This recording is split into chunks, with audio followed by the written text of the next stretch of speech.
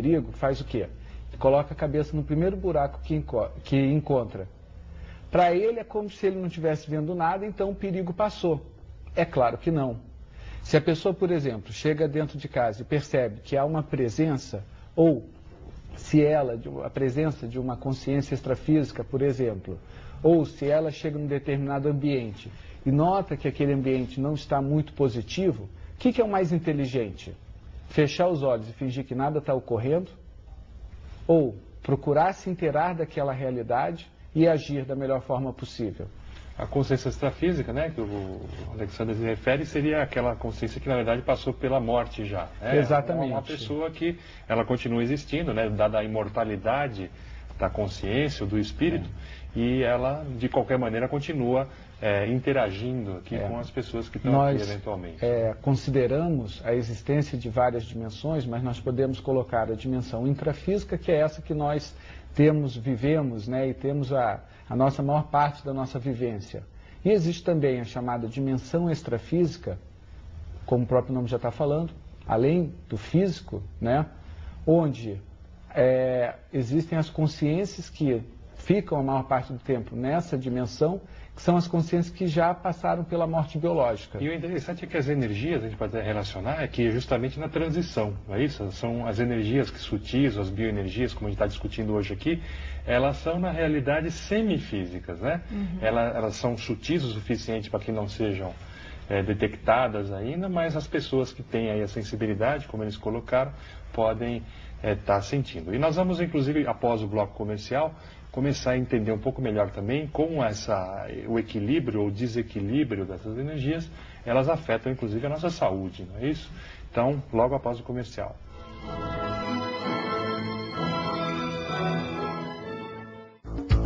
Centro Odontológico Adolfo Mendes. 12 anos de tradição, oferecendo tratamentos de qualidade nas mais diversas especialidades. Um centro integrado com tecnologia de ponta, profissionais preparados e atendimento personalizado. Centro Odontológico Adolfo Mendes. Tradição com inovação para melhor atendê-lo.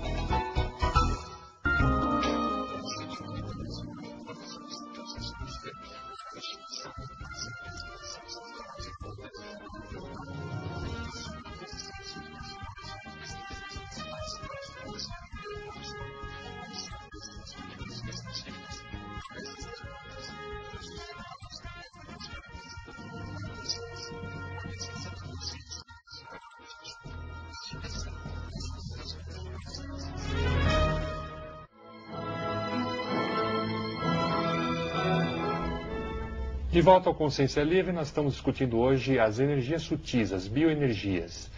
E gostaríamos de relacionar agora a questão das energias com a saúde, né? Então, a qualidade da energia, se elas são mais desequilibradas ou mais equilibradas, elas afetam a nossa saúde? Como a gente relaciona as energias com a saúde, Alexandre? Essa relação da energia com a saúde também tem relação direta com os chakras, ou os centros de energias que nós temos no nosso corpo. Existem 7 chakras principais que as pessoas, pelo menos aqui no Ocidente, têm noção, né? E esses chakras, eles têm a função de fazer a troca de energia entre o corpo físico e o corpo energético. A hora que a pessoa, então, tem algum desequilíbrio, algum chakra, isso pode favorecer uma doença. Dependendo do nível de desequilíbrio que essa pessoa vai desenvolvendo, essa doença pode se manifestar, inclusive, no corpo físico. O que eu estou falando? Então, por exemplo, a pessoa que tem uma defasagem em nível do chakra cardíaco, por exemplo. É a pessoa que, às vezes, chora, é muito emotiva, qualquer motivo, ela está chorando, vendo novela e outros mais. Ou o contrário, né? Se ela também tem um bloqueio, né? Aquela pessoa que fica muito bloqueada em nível emocional, não dá vazão à energia. Exato, né? não dá vazão às emoções dela, né? Então, esse desequilíbrio no corpo energético dela pode chegar a tal forma de somatização dela vir a desenvolver uma doença cardíaca, por exemplo. Então, à medida que a pessoa também faz as trocas de energias com as pessoas e com os ambientes, conforme a gente estava falando, ela vai captando cargas de energias. Essas cargas de energias vão influenciando tanto o humor dela, tanto que às vezes as pessoas estão muito bem e de uma hora para outra acabam ficando mal-humoradas. É uma realidade que a gente começa a perceber. Eu acho que os telespectadores, né, devem saber de casos onde, reconhecer esses casos, né, onde a pessoa está muito bem, de uma hora para outra, muda o humor sem um motivo aparente e às vezes está relacionado com o processo de energia, com carga de energia que ela recebe. E isso vai influenciando, à medida que esse processo vai se intensificando, pode chegar até um ponto de gerar uma doença física. Um mal-estar.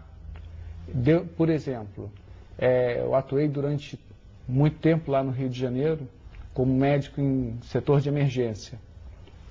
E se tornou relativamente comum atender pacientes, principalmente aqueles que tinham contato com o público, de uma forma geral, e com dores de cabeça, com mal-estar súbito, cuja principal causa estava relacionada a processo de energia. A atividade de ficar lidando com muita gente, não é? Exatamente.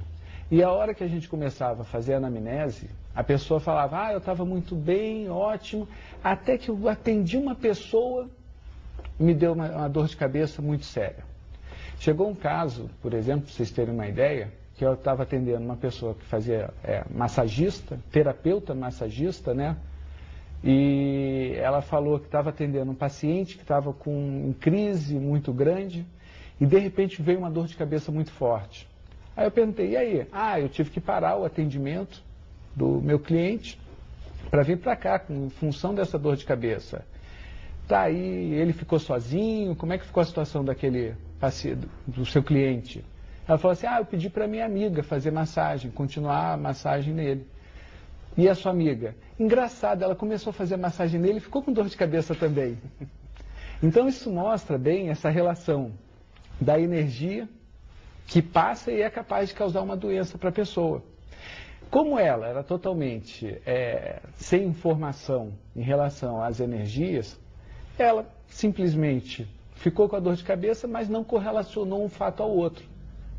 O paciente dela, o cliente dela, que estava desestruturado, estava com um problema sério, de alguma forma, através das energias, passou parte dessa carga energética para ela, ao ponto dela ficar com dor de cabeça, e na hora que a amiga dela começou a fazer esse trabalho de energia, da massagem com o cliente, também ficou com dor de cabeça.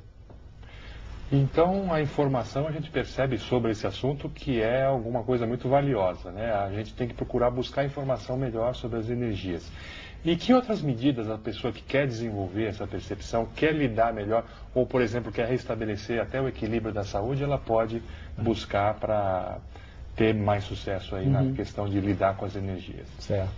Só para deixar claro, em relação ao exemplo anterior, né? Eu sei muito bem, eu sou médico, e sei da diferença da dor de cabeça com origem em causas da saúde da pessoa, do problemas no corpo da pessoa, né? Só que às vezes você observa, não tem nada, nenhum fator orgânico relacionado com essa doença e a pessoa desenvolve uma dor de cabeça, que é esse exemplo que eu dei. A primeira desenvolve, logo em seguida a segunda desenvolve, tocando no paciente, né? Então isso daí não dá para a gente ter uma atribuição orgânica, né? Orgânica. Exatamente. Agora, por exemplo, o que a pessoa pode fazer nesse caso? Existe uma técnica que a gente chama estado vibracional, onde a pessoa aprende a trabalhar as próprias energias. Ela aprende a circular as próprias energias, dinamizar o seu corpo energético, que nós, além desse corpo físico que todo mundo tem, nós temos outros veículos de manifestação da nossa consciência. Como eu estava falando, que nesse universo nós temos duas realidades. Uma é a consciência, que não somos esse corpo físico. E as energias, né? Essa consciência utiliza vários veículos de manifestação de acordo com a dimensão onde ela se encontra. Então nós temos esse corpo físico, nós temos um corpo mais sutil, que é chamado de psicossoma, e outro ainda mais sutil, que é o chamado